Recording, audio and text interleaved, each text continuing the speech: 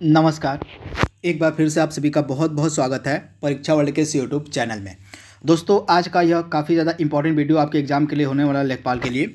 इस वीडियो में हम जितने भी इम्पॉर्टेंट ग्रामीण विकास मंत्रालय की योजनाएं चलाई गई, यानी कि ग्रामीण विकास मंत्रालय जिन जिन योजनाओं को चलाता है ग्रामीण विकास के लिए, उन सभी को हम आज के इस वीडियो में हम डिस्कस करने वाले हैं। दोस्तों, यह वीडियो आपकी लेखपाल की परीक्षा के लिए सुपर इंपॉर्टेंट है, तो इस वीडियो का बिल्कुल ध्यान से बिल्कुल लास्ट तक देखिएगा। जितनी भी इम्पॉर्टेंट स्कीम्स, जितनी भी इम्पॉर्टेंट योजनाएं ग्रामीण विकास मंत्रालय के द्वारा चलाई जा रही हैं ग्रामीण विकास के लिए, उन सभी को हम आज के इसी वीडियो में, एक ही वीडियो में कवर करने वाले हैं। तो चलिए वीडियो को शुरू करते हैं। तो पहली इम्पॉर्टेंट स्कीम है जिसको चलाया जाता है किसके द्वारा, तो ग्रामीण विकास मंत्रालय के द्वारा। तो यहाँ पे आप देख रहे हैं, इस स्कीम का नाम है NSAP। इसको हम कहते हैं, इसका पूरा नाम हो जाएगा आपका national social assistant programme. Hindi में इसको कहते हैं हम राष्ट्रीय सामाजिक सहायता कार्यक्रम। तो आप इसे याद रखिएगा। साइड में आप देख रहे हैं, ये ग्रामीण विकास मंत्रालय की एक स्कीम है, ग्रामीण विकास मंत्रालय की एक योजना है। तो इस योजना से जुड़े जितने भी इंपॉर्टेंट फैक्ट और पॉइंट बन सकते हैं, आइए उनको देख लेते हैं। थोड़ी सी लंबी योजना हो सकती है, तो धैर्य से आप इसको सुनते रहिएगा। तो यहाँ पे आप देख रहे हैं, इस योजना का शुभारंभ यानी कि प्रारंभ कब किया गया था। सबसे पहली चीज़ तो आपको ये याद रखनी पड़ेगी।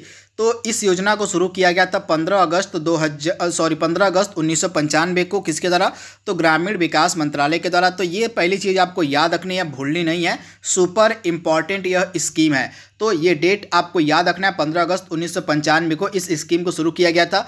यह जो स्कीम है आपकी, यह संविधान के अनुच्छेद 41 और 42 के तहत जो आपके DPSP दिए गए, यानी कि नीति निर्देशक तत्व दिए गए हैं, उनके अनुकरण की दिशा में महत्वपूर्ण भूमिका निभाते हैं। यानी कि आपका जो आर्टिकल संविधान का DPSP हम जिसको कहते हैं डायरेक्टिव, यानी कि हिंदी में बोलते हैं इसको राज्य के नीति निर्देशक सिद्धांत, इन्हीं से जुड़ा 2 आर्टिकल जो है, उन्हीं के दिशा निर्देशों को पूरा करने के लिए जो है यह स्कीम लागू की गई थी। तो आर्टिकल 41 और 42 हमारा क्या कहता है, आइए एक बार थोड़ा सा मैं आपको डिटेल दे देता हूँ।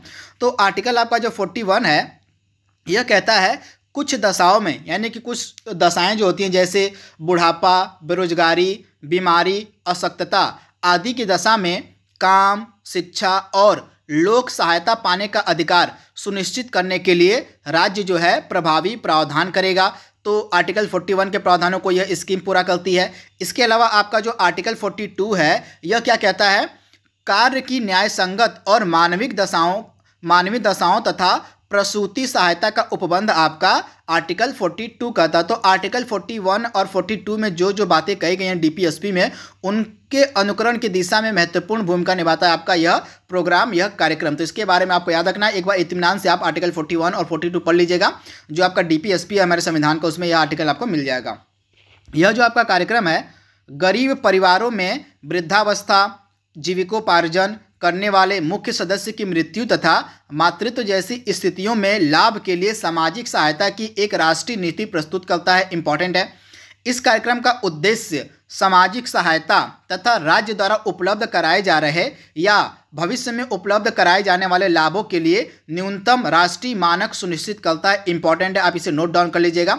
यह जो आपकी स्कीम है राष्ट्रीय सामाजिक सहायता कार्यक्रम, इसका जो क्रियान्वयन है शहरी और ग्रामीण दोनों क्षेत्रों में लागू किया जा रहा है। तो इसे आप याद रखिएगा, शहरी और ग्रामीण दोनों क्षेत्रों में इसका जो क्रियान्वयन है किया जा रहा है। किसके द्वारा, तो ग्रामीण विकास मंत्रालय के द्वारा। तो ये फैक्ट आपको याद रखना है। तो ये छोटी सी डिटेल थी, आप याद रखिएगा। इसके अलावा यह जो आपका कार्यक्रम है राष्ट्रीय सामाजिक सहायता कार्यक्रम, इसके अंतर्गत 5 योजनाओं को सम्मिलित किया गया। ये 5 योजनाएं कौन कौन सी हैं, आइए उनको देख लेते हैं। इंपॉर्टेंट है, आप इसे नोट डाउन कर लीजिएगा। तो ये सभी जो 5 योजनाएं हैं आपकी इसी कार्यक्रम के तहत चलाई जाती हैं। तो पहली योजना आपकी क्या है, इंदिरा गांधी राष्ट्रीय वृद्धावस्था पेंशन स्कीम। यह स्कीम आपकी इस योजना में शामिल की गई है।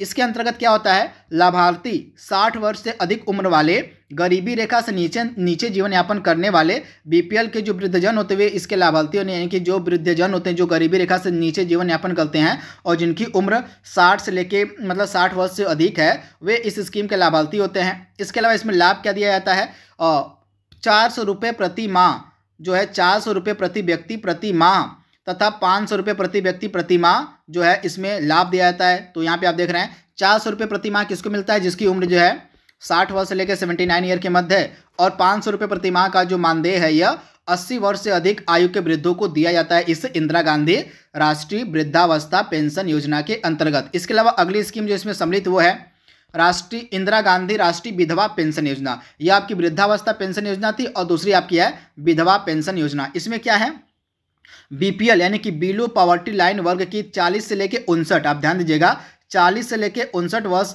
आयु की जो विधवाएं होंगी उनको प्रति माह 300 रुपये की पेंशन दी जाती है इस इंदिरा गांधी राष्ट्रीय विधवा पेंशन योजना के तहत। इसके बाद तीसरी योजना कौन है, इंदिरा गांधी राष्ट्रीय विकलांगता पेंशन योजना। तो वृद्धावस्था पेंशन योजना, इसके अलावा विधवा पेंशन योजना, इसके अलावा विकलांगता पेंशन योजना को हम पढ़ने जा रहे हैं। तो विकलांगता वाले में क्या है, तो जिनकी उम्र 18 से लेकर 59 वर्ष है, जो बिलो पॉवर्टी लाइन के अंतर्गत आते हैं, उनकी गंभीर विकलांगता से अगर वे ग्रसित हैं तो उनको जो है 500 रुपये प्रति माह का सहायता प्रति माह दिया जाता है इस स्कीम के तहत, इस योजना के तहत। आप इसे याद देखिएगा, 500 रुपये प्रति माह की सहायता दी जाती है इस विकलांगता पेंशन योजना के तहत, इसे आप याद रखिएगा। इसके बाद अगली दो स्कीम कौन कौन सी हैं जो आपकी NSAP कार्यक्रम में सम्मिलित की गई हैं, राष्ट्रीय परिवार लाभ योजना, और गरीबी रेखा से नीचे जीवन बसर करने वाले परिवार में जीविकोपार्जन करने वाले प्रमुख सदस्य जिनकी उम्र 18 से लेकर 64 वर्ष की आयु की है, मृत्यु होने पर परिवार को पारिवारिक लाभ के रूप में 20,000 रुपये की राशि एकमुश्त प्रदान की जाती है इस राष्ट्रीय परिवार लाभ योजना के तहत। तो आप इसे याद रखिएगा, मान लीजिए कोई परिवार है और उस परिवार में कमाने वाला एक ही व्यक्ति और उसकी जो उम्र है वो 18 से 64 वर्ष के बीच है, और अगर उसकी मृत्यु हो जाती है तो उस परिवार को सहायता प्रदान करने के लिए 20,000 रुपये की राशि दी जाती है। तो आप इसे याद रखिएगा इस राष्ट्रीय परिवार लाभ योजना के अंतर्गत। इसके बाद लास्ट स्कीम है आपकी अन्नपूर्णा। इसके अंतर्गत NOAPS, आप ध्यान दीजिएगा, इसके अंतर्गत NOAPS यानी कि पहली स्कीम हमने देखी थी इंदिरा गांधी राष्ट्रीय वृद्धावस्था पेंशन योजना, यानी कि वे व्यक्ति जो इंदिरा गांधी राष्ट्रीय वृद्धावस्था पेंशन योजना के अंतर्गत वंचित रह जाते हैं उन वरिष्ठ नागरिकों को प्रति माह 10 किलोग्राम अनाज उपलब्ध कराया जाता है इस अन्नपूर्णा योजना के अंतर्गत। तो ये 5 स्कीम है जिनको हमने कवर कर लिया है। ये 5 स्कीम किसके अंतर्गत सम्मिलित की गई थी, तो ये जो 5 स्कीम आपकी थी NSAP जो प्रोग्राम चलाया जा रहा है आपका ग्रामीण विकास मंत्रालय के द्वारा, उसके अंतर्गत इन 5 योजनाओं को सम्मिलित किया गया था। तो इनके बारे में आपको याद रखना है, भूलना नहीं है। अब आते हैं हम अगले स्कीम की तरफ जो ग्रामीण विकास मंत्रालय के द्वारा चलाई जाती है। इसका नाम है, यहाँ पे आप देख रहे हैं, श्यामा प्रसाद मुखर्जी रूर्बन मिशन। यहाँ पे आप देख रहे हैं ग्रामीण विकास मंत्रालय के द्वारा इस स्कीम को चलाया जा रहा है। यहाँ पे फोटो आप देख रहे हैं। तो श्यामा प्रसाद मुखर्जी रूर्बन मिशन की जो शुरुआत है 21 फरवरी 2016 को की गई थी। ग्रामीण क्षेत्रों में आर्थिक, सामाजिक एवं भौतिक रूप से सुदृढ़ क्षेत्रों के रूप में मतलब ग्रामीण जो क्षेत्र हैं, ग्रामीण क्षेत्रों को आर्थिक, सामाजिक एवं भौतिक रूप से सुदृढ़ क्षेत्रों के रूप में रूपांतरित करने के लिए जो है इस श्यामा प्रसाद मुखर्जी रूर्बन मिशन को शुरू किया गया था।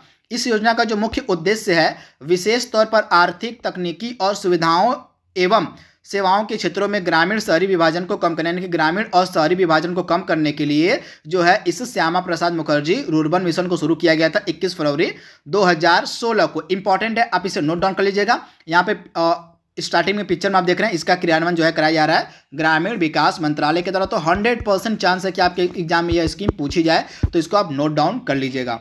इसके बाद अगला इंपॉर्टेंट स्कीम है जो ग्रामीण विकास मंत्रालय जिसका क्रियान्वयन करता है, इसका नाम है प्रधानमंत्री ग्राम सड़क योजना। इंपॉर्टेंट है, इसको कब शुरू किया गया था, तो 25 दिसंबर 2000 को, वर्ष आपको याद रखना है, 25 दिसंबर 2000 को जो है सन 2000 को प्रधानमंत्री ग्राम सड़क योजना को शुरू किया गया था। तो सबसे पहली चीज़ ये डेट आपको याद रखनी है तथा 25 दिसंबर को क्या होता है, कौन सा दिवस मनाया जाता है, किस प्रधानमंत्री का जन्म दिवस होता है 25 दिसंबर के दिन, इसका जवाब आपको कमेंट बॉक्स में देना है। तथा यह जो दिवस होता है किस जयंती के रूप में, किस दिवस के रूप में मनाते हैं 25 दिसंबर को, यह भी आपको कमेंट बॉक्स में बताना है। तथा यह जो योजना थी आपकी, इस योजना में इस योजना का जो प्राथमिक उद्देश्य था निर्धारित मानकों को पूरा करने वाली असंबद्ध बस्तियों को 12मासी सड़क नेटवर्क प्रदान करने की। जो सड़क नेटवर्क के अंतर्गत बस्तियां नहीं आती हैं उनको 12मासी सड़क नेटवर्क प्रदान करना, यानी कि जो बस्तियां जहाँ तक सड़कें नहीं गई वहाँ तक सड़क पहुँचाना, 12 महीने जो सड़कें काम करती हैं ऐसी सड़कें पहुँचाना, इस प्रधानमंत्री ग्राम सड़क योजना का मेन मोटिव था। इसमें निर्धारित जनसंख्या वाली असंबद्ध बस्तियों को ग्रामीण संपर्क नेटवर्क प्रदान कर ग्रामीण क्षेत्रों का सामाजिक आर्थिक सशक्तिकरण करना शामिल किया गया था। योजना के अंतर्गत जनसंख्या का जो आकार है 2001 की जनगणना के अनुसार मैदानी क्षेत्रों में 500 प्लस और उत्तर पूर्वी राज्यों, हिमालयी राज्यों, मरुस्थलीय एवं जनजातीय क्षेत्रों में 250 प्लस निर्धारित किया गया। तो फैक्ट आपको याद रखना है। तथा इसमें अगर हम वित्तीय सहभागिता की बात करें तो 75 संबंधित 25 यानी कि 75% जो वित्तीय सहभागिता वो केंद्र सरकार करती है और आपके 25% सहभागिता कौन करता है, तो राज्य सरकार करती है। तो फैक्ट भी आपको याद रखना है। इसके बाद अगली स्कीम आपके सामने है प्रधानमंत्री आवास योजना ग्रामीण। इस योजना का लक्ष्य क्या था? 2022 तक सभी के लिए आवास उपलब्ध कराना, मुहैया कराना। तथा यह जो प्रधानमंत्री आवास योजना थी यह इंदिरा गांधी आवास योजना के नाम को चेंज करके 2015 में स्टार्ट की गई थी, जून में। तो आप इसे याद रखिएगा, इंपॉर्टेंट है। तथा जो केंद्रीय हाल ही में करंट की न्यूज आप याद कर लीजिएगा, हाल ही में जो हमारा केंद्रीय मंत्रिमंडल है उसके द्वारा प्रधानमंत्री आवास योजना ग्रामीण को 2014 तक जारी रखने की मंजूरी दे दी गई, यानी कि 2024 होगा सर यहाँ पे।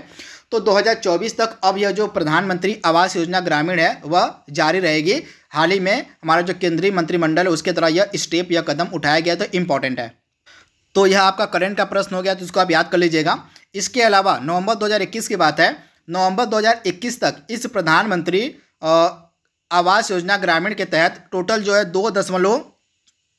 यहाँ पे इस योजना की अगर हम बात करें, प्रधानमंत्री आवास योजना की अगर हम बात करें तो प्रधानमंत्री आवास योजना के तहत 2.95 करोड़ आवास बनाने का लक्ष्य रखा गया था, जिनमें से 1.65 करोड़ आवासों का निर्माण किया जा चुका है नवंबर 2021 तक। तो इंपॉर्टेंट डेटा है, आप इसे नोट डाउन कर लीजिएगा। इसके बाद इस स्कीम का उद्देश्य क्या था? पूर्ण अनुदान सहायता प्रदान करके आवास इकाइयों के निर्माण और मौजूदा गैर लाभकारी कच्चे घरों के उन्नयन में गरीबी रेखा यानी कि बीपीएल से नीचे रह रहे ग्रामीण लोगों की मदद करना इंपॉर्टेंट है। इसके लाभार्थी कौन कौन होंगे? इसके लाभार्थी में ST ST, मुक्त बंधुआ मजदूर, गैर SC ST श्रेणियां, विधवाओं या कार्यवाही में मारे गए सुरक्षा कर्मियों के परिजन, रक्षा कर्मियों के परिजन, पूर्व सैनिक एवं अर्धसैनिक बलों के सेवानिवृत्त सदस्य, विकलांग व्यक्ति तथा अल्पसंख्यक जो है इस योजना के लाभार्थी हैं प्रधानमंत्री आवास योजना ग्रामीण के। तो इंपॉर्टेंट है, आप इसे नोट डाउन कर लीजिएगा। अगली इंपॉर्टेंट स्कीम क्या है जो ग्रामीण विकास मंत्रालय चलाता है? इस स्कीम का नाम है दीनदयाल अंत्योदय योजना राष्ट्रीय ग्रामीण आजीविका मिशन। इसको हम पूरा नाम इसका है दीनदयाल अंत्योदय योजना राष्ट्रीय ग्रामीण आजीविका मिशन। इसको जून 2021 में शुरू किया गया था ग्रामीण विकास मंत्रालय के द्वारा। इंपॉर्टेंट है। इसका उद्देश्य क्या है? इस योजना का उद्देश्य देश में ग्रामीण गरीब परिवारों हेतु कौशल विकास और वित्तीय सेवाओं तक बेहतर पहुंच के माध्यम से आजीविका के अवसर में वृद्धि कर ग्रामीण गरीबी को कम करना इस योजना का मेन उद्देश्य है। आप इसे याद रखिएगा। इसका अगर हम कार्यप्रणाली की बात करें तो स्वयं सहायता संस्थानों और बैंकों के वित्तीय संसाधनों तक पहुंच के माध्यम से अन्य सुविधाओं के साथ साथ प्रत्येक ग्रामीण परिवार के एक महिला सदस्य को स्वयं सहायता समूह में शामिल करना इस योजना का उद्देश्य है। ये फैक्ट आपको याद रखना है। जो आपकी दीनदयाल अंत्योदय योजना है, इसके दीनदयाल अंत्योदय राष्ट्रीय ग्रामीण आजीविका मिशन है, इसके अंतर्गत प्रत्येक परिवार यानी कि प्रत्येक जो ग्रामीण परिवार है उस प्रत्येक ग्रामीण परिवार की एक महिला को जो स्वयं सहायता समूह है उसमें शामिल किया जाएगा। इस योजना का मेन उद्देश्य आप इसे याद देखिएगा। तथा उन महिलाओं को जो आपकी स्वयं सहायता समूह में शामिल होंगी उनके प्रशिक्षण और क्षमता निर्माण, उनकी सूक्ष्म आजीविका योजनाओं को सुविधाजनक बनाना और उन्हें अपनी आजीविका योजनाओं को लागू करने में सक्षम बनाकर सार्वभौमिक सामाजिक लामबंदी के माध्यम से आजीविका को प्रभावित करना इस योजना की कार्यप्रणाली है। तो इंपॉर्टेंट है ये फैक्ट जो मैंने आपको बताया कि एक महिला को स्वयं सहायता समूह में शामिल किया जाएगा। ये फैक्ट आप जरूर याद रखिएगा, इंपॉर्टेंट है, आपसे एग्जाम में पूछा जा सकता है। तो यह आपकी स्कीम थी दीनदयाल अंत्योदय योजना राष्ट्रीय ग्रामीण आजीविका मिशन। इसका क्रियान्वयन भी आपका ग्रामीण विकास मंत्रालय ही करता है। तो इंपॉर्टेंट है। अगली स्कीम है मनरेगा, सुपर इंपॉर्टेंट है। यह भी आपकी ग्रामीण विकास मंत्रालय के द्वारा चलाई जाती है। तो आप इसे याद रखिएगा। मनरेगा का एक्ट आप याद रखिएगा। मनरेगा का एक्ट क्या है? तो मनरेगा का एक्ट है आपका 2005। आप इसे याद रखिएगा, पहली चीज़ है 2005 इसका एक्ट आपसे पूछा जा सकता है। तथा इसका पूरा नाम क्या है वर्तमान में? महात्मा गांधी राष्ट्रीय ग्रामीण रोजगार गारंटी अधिनियम। इंपॉर्टेंट है, आपसे एग्जाम में पूछा जा सकता है इसका पूरा नाम। तथा पहली बार यह योजना कब शुरू की गई थी? तो 2 फरवरी 2006 को जो है पहली बार इसको शुरू किया गया था नरेगा के रूप में आंध्र प्रदेश के अनंतपुर जिले से। इंपॉर्टेंट है, 2 फरवरी 2006 को नरेगा के रूप में इसको शुरू किया गया था आंध्र प्रदेश के अनंतपुर जिले से, लोकेशन इंपॉर्टेंट है। तथा 2009 यानी कि 2 अक्टूबर 2009 को जब महात्मा गांधी जी की जयंती थी, इसका नाम बदल के मनरेगा कर दिया गया था। तो इंपॉर्टेंट फैक्ट है, आप इसे नोट डाउन कर लीजिएगा, आपसे एग्जाम में पूछा जा सकता है। तथा प्रत्येक ग्रामीण क्षेत्रों में प्रत्येक परिवार के एक सदस्य को कम से कम, आप याद रखिएगा, कम से कम 100 दिन का अकुशल श्रम वाले रोजगार की गारंटी देना जो है इस योजना का मेन उद्देश्य, यानी कि एक साल में कम से कम 100 दिन का रोजगार मुहैया कराना जिसमें कुशलता की आवश्यकता न हो, यानी कि अकुशल श्रम वाले रोजगार की गारंटी प्रदान करता है आपका यह मनरेगा। तो इंपॉर्टेंट है, नोट डाउन आप इसे कर लीजिएगा। इसमें अगर हम सामग्री अंश में केंद्र और राज्य के अनुदान की बात करें, मतलब केंद्र और राज्य के हिस्से की बात करें, तो 75% केंद्र का इसमें हिस्सा होता है और 25% आपका होता है राज्य सरकारें वहन करती हैं। तो इसे आप याद रखिएगा, इंपॉर्टेंट है। तथा यह आपका करंट अफेयर्स का प्रश्न जो लास्ट में मैंने लिखा हुआ है, हाल ही में 2021 और 22 का जो हमारा बजट पेश किया गया था, इस 2021 और 22 के बजट में मनरेगा के लिए 73,000 करोड़ रुपए का आवंटन किया गया था। सुपर इंपॉर्टेंट है, करंट अफेयर्स का है, इसे आप याद कर लीजिएगा। दोस्तों जितने भी इंपॉर्टेंट फैक्ट ढूंढ के मैंने लाया हुआ है यहाँ पे, वे सभी आपके एग्जाम के लिए इंपॉर्टेंट है। तो पूरी डिटेल एनालिसिस के साथ यह वीडियो मैं बना रहा हूँ, तो प्लीज़ इस वीडियो को आप शेयर कर दीजिएगा जो दोस्त जो साथी आपके लेखपाल की तैयारी के लिए सीरियस हैं। तो यह लास्ट का पॉइंट तो आप जरूर याद रखिएगा, 2021-22 के बजट में मनरेगा को 73,000 करोड़ रुपए का आवंटन किया गया है। तो इंपॉर्टेंट स्कीम है, इसका नाम है मनरेगा। इसका क्रियान्वयन कौन करता है? तो हमारा जो ग्रामीण विकास मंत्रालय है वह करता है। इसके बाद अगली स्कीम है सांसद आदर्श ग्राम योजना। इसको भी आपका ग्रामीण विकास मंत्रालय चलाता है। इसकी शुरुआत की गई थी 11 अक्टूबर 2014 को लोकनायक जयप्रकाश नारायण के जयंती के अवसर पर। इंपॉर्टेंट है। इसके अलावा राष्ट्रीय स्तर पर ग्रामीण विकास मंत्रालय इस योजना के क्रियान्वयन के लिए नोडल एजेंसी है, नोडल मंत्रालय है। तो इंपॉर्टेंट है। तो मैंने आपको भी बताया था कि ग्रामीण विकास मंत्रालय जो इसका क्रियान्वयन करता है सांसद आदर्श ग्राम योजना का। जब इस योजना को शुरू किया गया तो इस योजना के अंतर्गत प्रत्येक सांसद द्वारा वर्ष 2019 तक 3 गांवों को बुनियादी एवं संस्थागत ढांचा विकसित करने के लिए गोद लिया गया था। यानी कि जब ये योजना शुरू की गई 2014 में, 2014 से लेकर 2019 तक जो प्रत्येक सांसद थे वे 3 गांवों को गोद लेते थे और उन गांवों का विकास करते थे। अब वर्तमान में अगर हम बात करें तो वर्तमान में जो है जो प्रत्येक सांसद में 5 गांवों को गोद लेते हैं और उनका विकास करते हैं। तथा यह जो 5 गांवों को गोद लेने की प्रथा है 2024 तक चलती रहेगी। यानी कि 2024 तक जो 5 गांव सांसद गोद लेंगे उनके विकास के कार्य को 2024 तक पूरा किया जाएगा। तो आप इसे याद रखिएगा, इंपॉर्टेंट है यह स्कीम जिसका नाम है सांसद आदर्श ग्राम योजना। इंपॉर्टेंट है, आप इसे नोट डाउन कर लीजिएगा। इसके बाद अगली लास्ट स्कीम आपके सामने जो ग्रामीण विकास मंत्रालय जिसका क्रियान्वयन करता है, इसका नाम है DDU-GKY, जिसको हम कहते हैं दीनदयाल उपाध्याय ग्रामीण कौशल योजना। इंपॉर्टेंट, इसका पूरा नाम आप याद कर लीजिएगा, दीनदयाल उपाध्याय ग्रामीण कौशल योजना। इसको शुरू किया गया था 25 सितंबर 2014 को। इंपॉर्टेंट है, दीनदयाल उपाध्याय ग्रामीण कौशल योजना को कब शुरू किया गया था? तो इस स्कीम को, इस योजना को शुरू किया गया था 25 सितंबर 2014 को, जिसका नाम है DDU-GKY यानी कि दीनदयाल उपाध्याय ग्रामीण कौशल योजना। इसका क्रियान्वयन कौन करता है? सामने आप देख रहे हैं, ग्रामीण विकास मंत्रालय करता है। इसका उद्देश्य है ग्रामीण गरीब युवाओं को कौशल प्रशिक्षण प्रदान करना जिससे वे अपनी ज़रूरतों को पूरा कर सके। तो इंपॉर्टेंट फैक्ट है। तो दोस्तों यहाँ पे जितनी भी इंपॉर्टेंट ग्रामीण विकास मंत्रालय की योजनाएं बन सकती थी उनको हमने एक ही वीडियो में सम्मिलित कर लिया है। आई होप यह वीडियो आपको पसंद आएगा। आज के लिए बस इतना ही। Thank you, thanks for watching, thank you.